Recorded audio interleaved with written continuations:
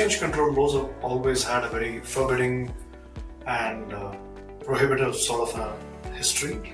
So back in 1973, that was a couple of years before I was born, I think, this legislation called FERA was introduced, which stood for Foreign Exchange Regulation Act. And some of you may be aware of this, but that is the law that preceded the current FEMA, which is the Foreign Exchange Management Act, which of course, as practicing lawyers and law students, you're all well aware of. So back in the FERA days, exchange control was a pretty scary business. I mean, it's scary even today in some cases because nobody, I think, wants to get into trouble under the FEMA even today.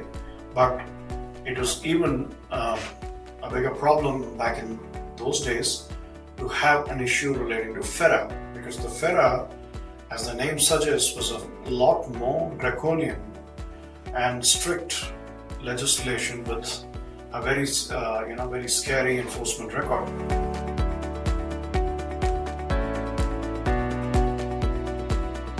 India, went through that whole period of very, very, very strict exchange control regulation, where they sought to control at a high level two kinds of transactions.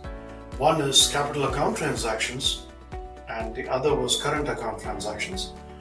So capital account transactions is anything that relates to investing in an asset or buying immobile properties or mobile properties, or even assets like securities, IP, and so on. Any of these types of transactions, any investment that is on a capital account.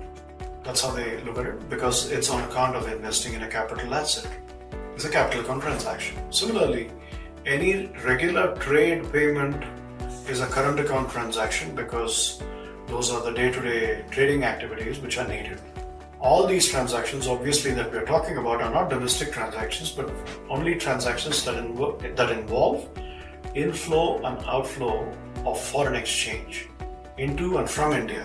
And that is the reason for the term exchange control, because by these laws, earlier the FERA and now the FEMA, the government and the Reserve Bank of India in particular regulate and govern and monitor the inflow and outflow of foreign exchange.